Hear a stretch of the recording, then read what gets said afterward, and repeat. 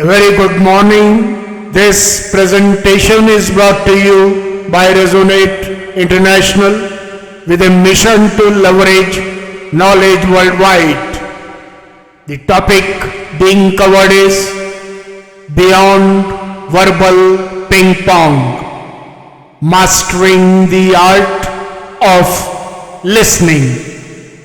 Ladies and gentlemen, in an age where voices compete for dominance and conversations dissolve into duels, listening emerges as a forgotten art.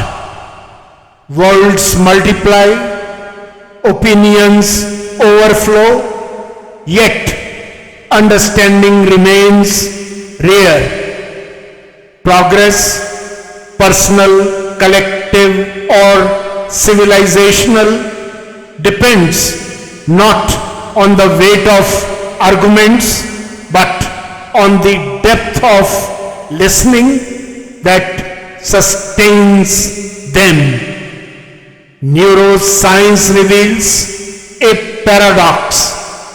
The human brain receives speech at 125 to 250 words per minute, but can process nearly 800.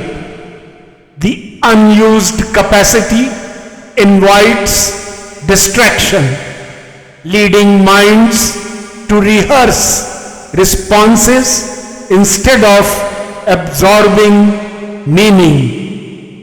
Dialogue then becomes a match of quick returns where the ball of wisdom never rests long enough to be grasped. Ancient wisdom teaches that listening is never passive. The Upanishads speak of Shravanam, the first gateway to knowledge. Zen practice calls listening meditation, a path to clarity. Science affirms the same truth. Attentive listening activates neural circuits of empathy, lowers stress hormones, and strengthens collective intelligence.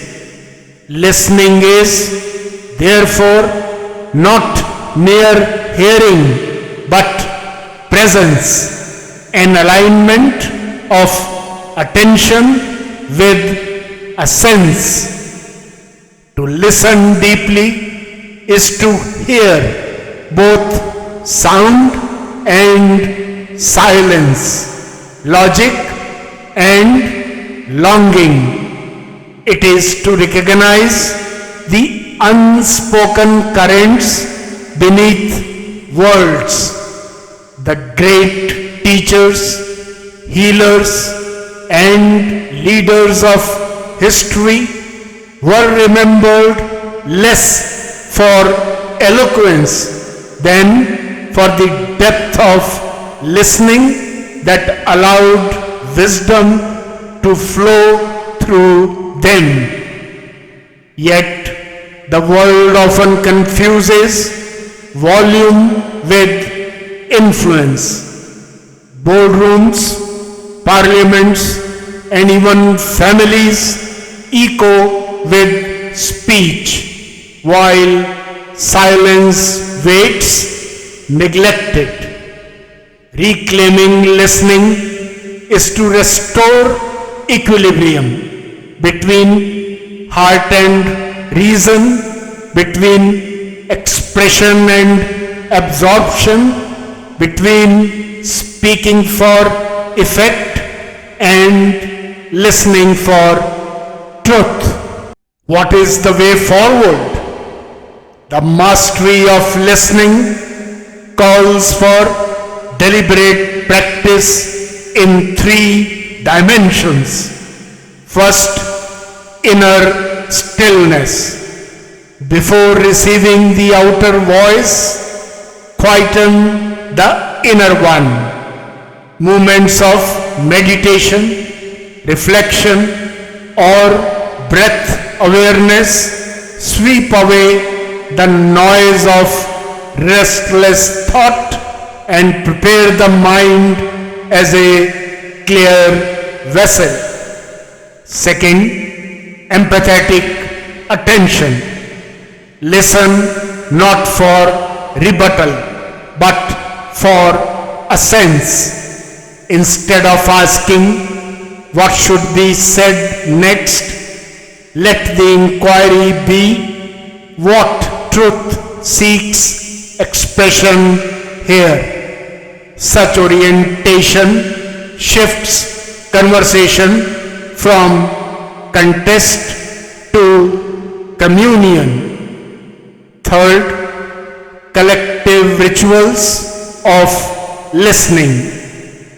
Communities, institutions, and nations thrive when space is created where every voice is received without interruption. Listening circles, councils of dialogue, and forums of silence can turn negotiation into collaboration and debate into discovery. In conclusion, ladies and gentlemen, in the revered Bhagavad Gita, Arjuna's turning point arose not from his questions but from his listening. By receiving Krishna's wisdom with openness, clarity dawned and action followed. Lord Krishna declared, "Therefore, O Arjuna, arise and act. The outcome has already been woven. Become the instrument aligned with truth." The message endures when listening transcends ego and enters the realm of wisdom. Words turn into action, hesitation into clarity, conflict into harmony. To master listening is to hear the pulse of existence itself.